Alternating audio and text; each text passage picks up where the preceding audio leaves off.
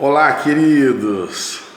Pois bem, a palavra do Senhor diz: porque a pregação da cruz é loucura para os que perecem, mas para nós que somos salvos é o poder de Deus.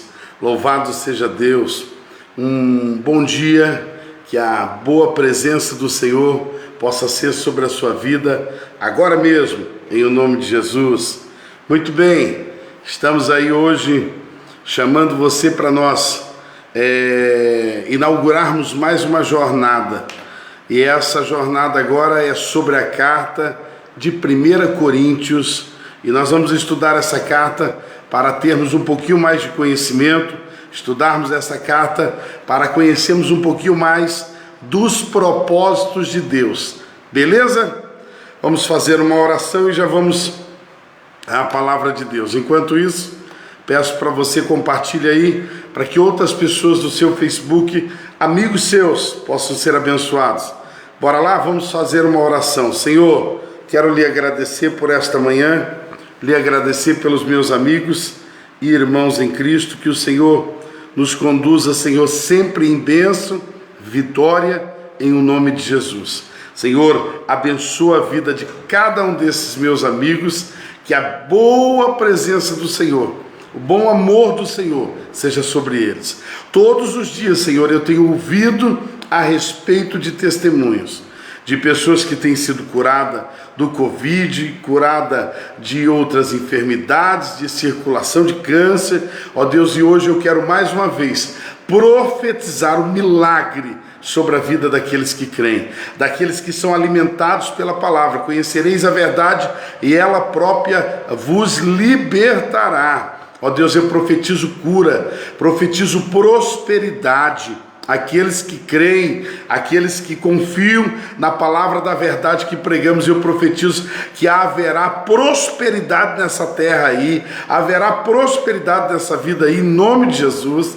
Eu abençoo a família, abençoo os sonhos, projetos desse meu irmão e irmã, em o nome de Jesus. Que haja salvação sobre esta família. Como Jesus disse, hoje chegou a salvação sobre a sua casa. Hoje também nós queremos profetizar sobre todos esses que estão recebendo essa transmissão já de manhã, que a salvação possa entrar na casa, na vida de cada um, em o nome de Jesus Cristo.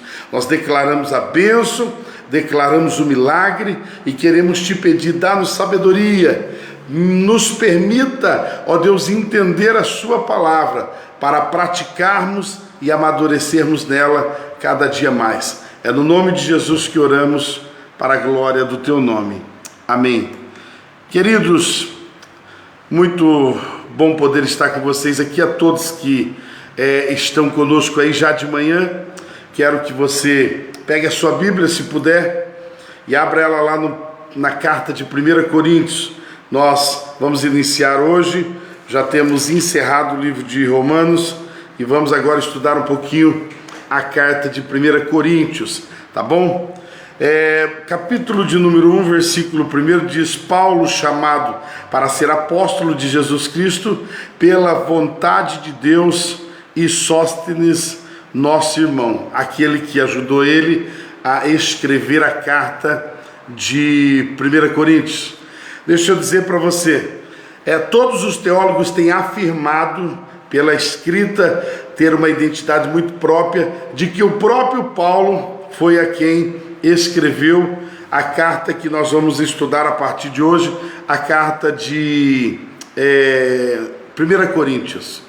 Muito bem, queridos, é muito importante você que chega comigo aqui e que está preocupado em aprender um pouquinho mais, é muito importante nós entendermos uma coisa. Quando eu estou aqui dando uma aula a respeito de homilética para os nossos queridos jovens irmãos, nós falamos um pouco sobre fazermos uma análise do texto, fazermos uma análise do contexto também, porque isso vai nos ajudar ao entendimento. Então, nesta manhã, enquanto você toma um café, nós vamos falando sobre o contexto agora, o contexto geográfico, não é? Geopolítico, que está envolvido a cidade de Corinto. A cidade de Corinto é uma cidade portuária, uma cidade grega. Ela está sabe, a 100 quilômetros aproximadamente de Atenas, uma das principais cidades da época. Pois bem, essa cidade de Corinto era uma cidade muito importante na época, talvez fosse a mais importante na época, uma cidade que recentemente tinha sido destruída e estava em reconstrução. O Império Romano destruiu praticamente um século e meio antes de Jesus Cristo, o Império Romano destruiu a cidade de Corinto. E Corinto estava em reconstrução. Mas Corinto tem várias características que nós vamos entender que Paulo pegou como sendo essencial para ele decidir, em sua segunda viagem missionária, abrir uma igreja em Corinto. Paulo abriu uma igreja em Corinto e agora ele vai estar, sabe, escrevendo essa carta à igreja de Corinto. Paulo fundou uma igreja, ele pastoreou uma igreja lá em Corinto e depois ele saiu em viagem missionária e agora, estando em Éfeso, ele vai escrever essa carta a Corinto. Por quê? Porque chega ao conhecimento dele algumas situações que haveria necessidade de ali serem corrigidas. Entende isso? A correção é muito importante. Primeiro, porque a correção vai inibir outras pessoas de errar no mesmo erro. E também a correção é muito importante para corrigir o erro, ou seja, para acertar o curso daquilo que está errado. E nós vamos ver então que Paulo, sabe, ele vai escrever essa carta de Éfeso, agora ele está em Éfeso e ele escreve à igreja de Corinto. A igreja de Corinto talvez tenha sido a igreja que mais deu trabalho para Paulo e, consequentemente, é a igreja que ele mais amou. Você já percebeu? Minha esposa certa vez perguntou, não é, a minha sogra a respeito das filhas, e ela falou aquela que às vezes tem sabe, uma necessidade maior de carinho, talvez é porque nasceu, sabe, com uma necessidade maior de cuidado, uma necessidade maior de atenção para a sua saúde. Então, geralmente, aquele filho que nós, sabe, percebemos que tem às vezes uma dificuldade na sua área física, nasceu com alguma enfermidade, então este filho vai ter uma maior atenção dos pais. Não que os pais amam mais, mas de que há uma necessidade dessa atenção. E nós vemos que Paulo também viu uma necessidade sobre a igreja de Corinto, uma necessidade de uma atenção redobrada. Por isso que ele vai escrever a primeira carta e, não tendo 100% da correção satisfatória, ele escreve a segunda carta de Coríntios depois. Então você vai ver duas cartas e nós vamos estudar elas. Mas a igreja de Corinto é uma igreja que deu muito trabalho, porém é a igreja que Paulo mais amou. E a igreja de Corinto, ela tem algumas coisas que nos faz entender o porquê talvez essa igreja deu tanto problema lá, nesta época. E olha que é uma carta escrita 2000 anos atrás aproximadamente, e é uma carta que parece, tão atual, tão atualíssima com relação ao que nós vivemos hoje. Então, quando nós lemos a carta de Coríntios, parece que foi escrito para Santo Antônio da Platina, parece que foi escrito para o Paraná, para, o Brasil. É uma coisa atual, não é? Então, o que viveu lá, nós também vivemos hoje. Muda um pouco o contexto geográfico, mas o pecado é o mesmo, queridos. A maldade que opera é o mesmo. Entende isso? Então, eu quero dizer para você assim, nessa cidade de Corinto, é importante eu dizer isso aqui só para você entender a aplicação da palavra. A cidade de Corinto, ela tinha uma estátua muito, significante para o meio, vamos dizer assim, idólatra. Ela tinha uma estátua de Apolo. Apolo era um deus que, pregava o corpo físico, pregava o corpo numa forma perfeita. Então, assim, havia uma idolatria pelo corpo. Apolo, existia uma estátua lá de Apolo. Então, naquela cidade, uma cidade que foi reconstruída e tinha muitos jovens, as pessoas amavam o seu corpo, havia uma idolatria pelo corpo. Havia nessa cidade um templo construído nas colinas e um templo construído a Afrodite. Afrodite é a deusa do amor, ou seja, havia sobre esse templo, acredita os pesquisadores, existia nesse templo da deusa Afrodite, existia aproximadamente 3.000 sacerdotisas, que elas trabalhavam voluntariamente, algumas eram pagas, mas elas trabalhavam, para o culto, a Afrodite. E, queridos, se escandalize, mas que você possa entender o que eu vou dizer. A maior parte dessas sacerdotisas, elas tinham, o hábito de cultuar a sua deusa com práticas sexuais. Muitas vezes havia ali práticas homossexuais, práticas sexuais, e eram estas feitas diante dos deuses. Esse templo era praticamente um lugar de meretrizes, um lugar de prostituição. Esse templo era um lugar, aonde havia sexo, e esse sexo era feito, na maior parte das vezes, diante dos deuses, e isso era como apresentar a seu Deus um tipo de adoração. Isso é absurdo, é verdadeiramente uma depravação sexual, moral e intelectual. Isso acontecia na época de Corinto, na época em que Paulo escreveu a primeira carta de Corinto.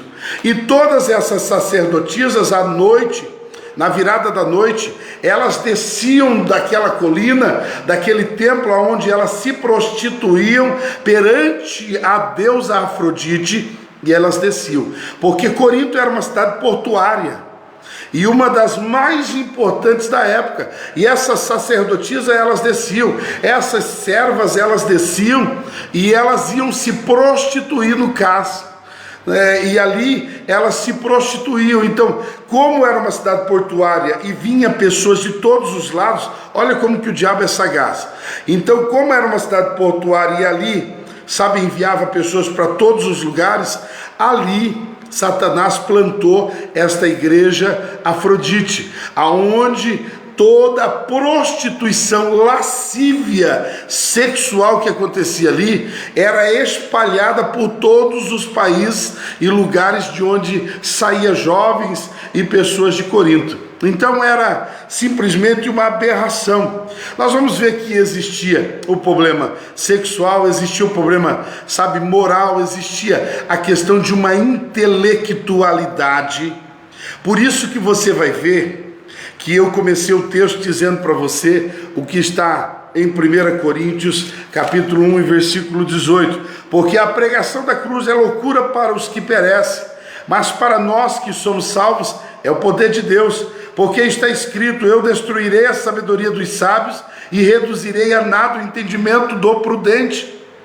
Naquela época de Corinto, em que Paulo escreve a primeira carta de Corinto, era comum os sábios irem para as praças e ali esboçar, os seus conhecimentos, esboçar, algumas teorias deles. Então era comum isso. Veja que Paulo então vai falar que a sabedoria dos homens é nada comparada à sabedoria que Deus pode dar. Entende isso? Por isso que Paulo vai escrever isso.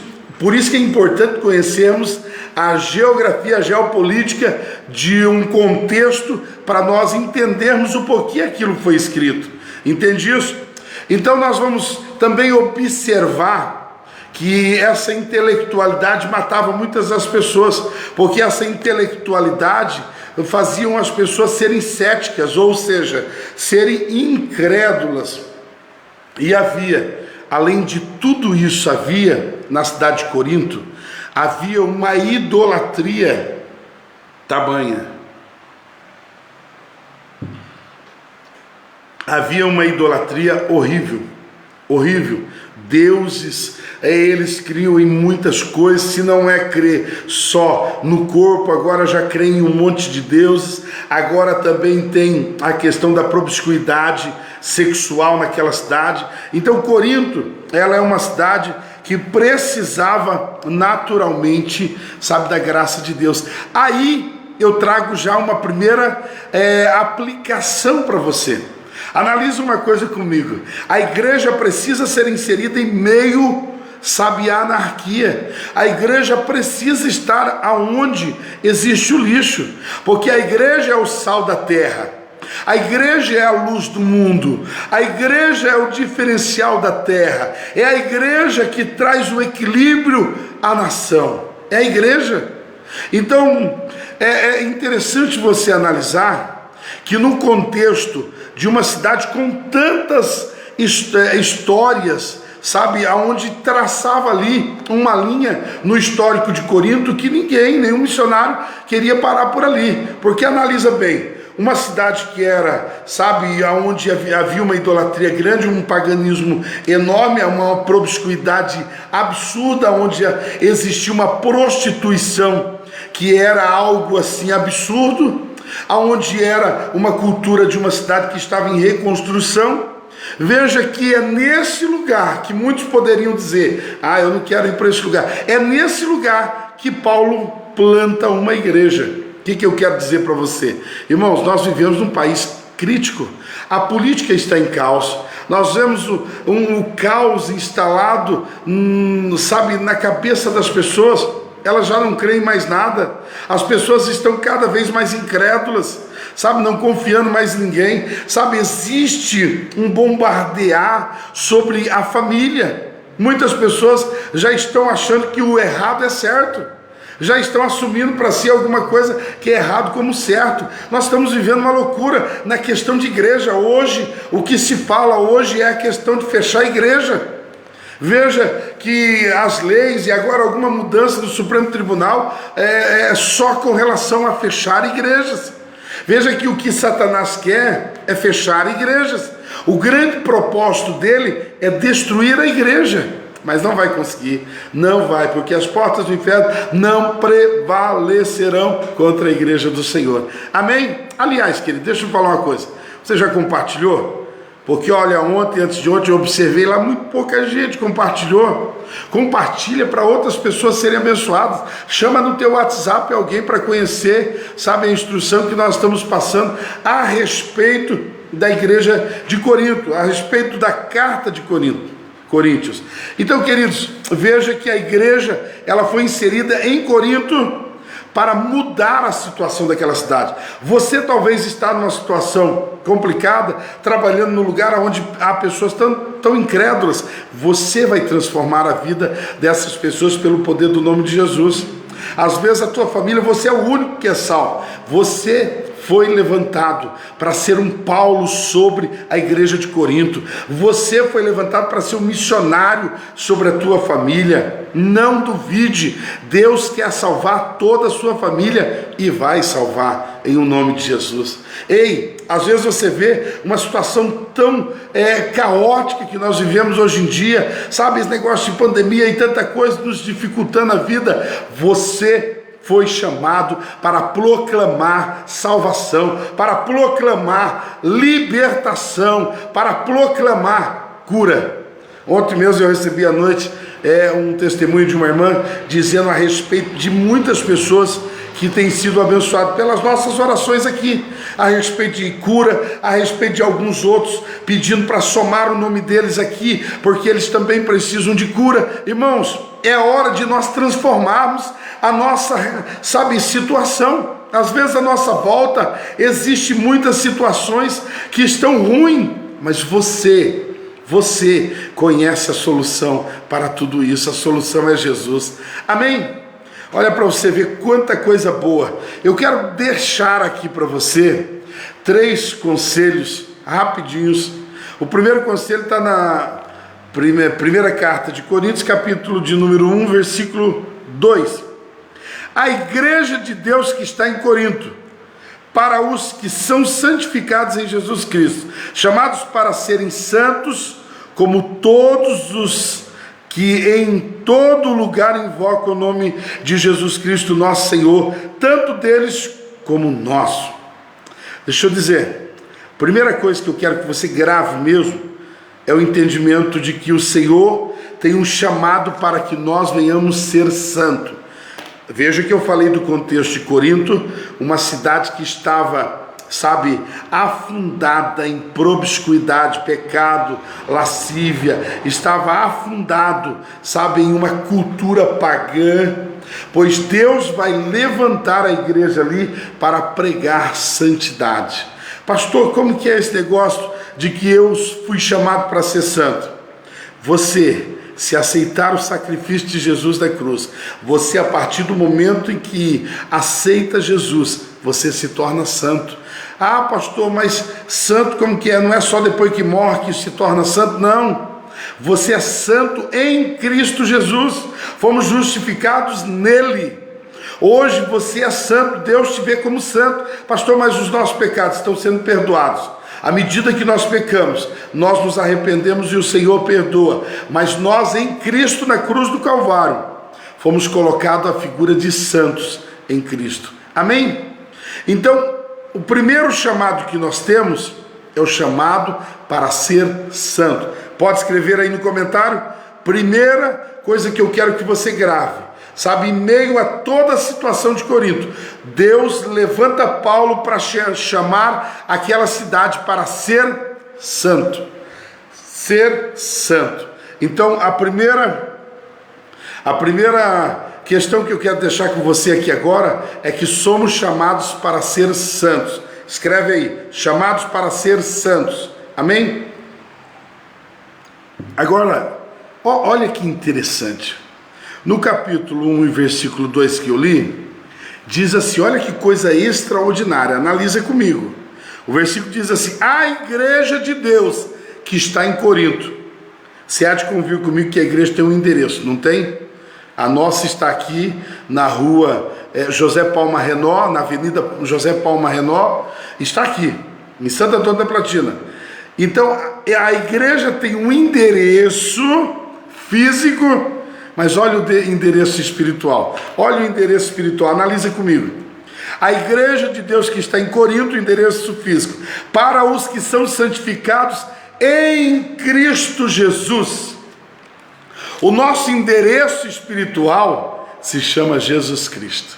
Quando o diabo quiser tocar na sua vida, quando o diabo não quiser sair, quando o diabo quiser trazer enfermidade, quando o coronavírus, o jornal está dizendo o coronavírus e não sei o que, o Covid vai matar, vai destruir, e o Covid só está aumentando, só está matando, você levanta a tua mão diante do jornal, para você crer mesmo, para que o diabo saiba disso, você levanta a tua mão e diga, o meu endereço está em Jesus Cristo, nenhuma praga chegará à minha tenda. Crê nisso?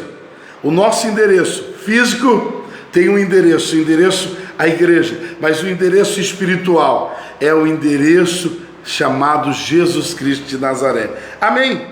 Segundo conselho que eu quero deixar para você, rapidinho eu termino, no versículo 9, Deus é fiel pelo qual foste chamados para a comunhão. Nós fomos chamados para a comunhão em seu Filho Jesus Cristo. O segundo tópico desse capítulo que eu quero destacar como é essencial você saber, é que Paulo estava chamando a igreja à comunhão. Por quê? Porque havia muita divisão. E já diz o texto que o reino dividido não pode permanecer, prosperar, não pode. Então precisa haver unidade, precisa haver comunhão. Paulo vai dizer então, que todos somos chamados à comunhão em seu Filho Jesus Cristo. Pegou? Marcou aí? Marca no comentário então, segundo ponto desse primeiro capítulo de Coríntios, chamados para a comunhão. Somos chamados, nesse tempo de tanta diversidade, é um mundo do self-service, você tem direito de pegar isso, pegar aquilo, mas nem tudo nos convém. Nós precisamos entender que temos que ser um em Cristo. Lembra que Paulo lá na carta aos Coríntios, ele fala muito do crente fraco, do crente forte, fraco, e de se entenderem, porque a igreja tem que ser uma. O maduro tem que entender aquele neófito da fé que está chegando agora. Precisa haver um equilíbrio, uma comunhão. porque se isso não acontecer, a igreja não rompe, a tua vida não rompe. Vamos encerrar então falando a respeito da terceira aplicação aqui nessa palavra. Está lá no versículo 29, para que nenhuma carne se glorie em sua presença, ou seja, toda a glória precisa ser devida ao Senhor. Se você está sofrendo, a glória é ao Senhor. Se você está alegre, a glória é ao Senhor. Se você tem, a glória é para o Senhor. Se você não tem, que o Senhor também seja glorificado na sua vida. Esse fato de não ter, às vezes associamos muito coisas, mas se tem uma coisa que você tem, e isso ninguém pode tirar, é mérito de Cristo, o dom da vida, dom sobre a sua vida. Isso é um dom, é um presente de Deus. Então você tem. Então, o fato de nós sermos, isso é para a glória de Deus. O terceiro ponto dessa palavra, que a igreja de Corinto precisava entender, é que toda glória precisa ser ao Senhor. Então, o sábio não se glorie na sua sabedoria, porque a glória seja dada ao Senhor. Sabe, o entendimento seja de que a sabedoria do homem é vã. A que vale é a sabedoria dada pelo Senhor. A sabedoria dada pelo Senhor, esta é a que realmente há poder nela. Por isso que o texto que iniciamos dizendo diz: porque a pregação da cruz é loucura para os que perecem, mas para nós que vamos sendo salvos, é o poder de Deus. Gravou? É o poder de Deus. Então a sabedoria que vale é a sabedoria que Deus dá. Esta é o poder que nos liberta de todo o pecado. Amém? Olha que coisa extraordinária. Se você esteve comigo aqui hoje, você aprendeu um pouquinho mais, e você vai ler a carta aí em casa, e você vai ver que isso vai significar bastante para a tua vida. Amém?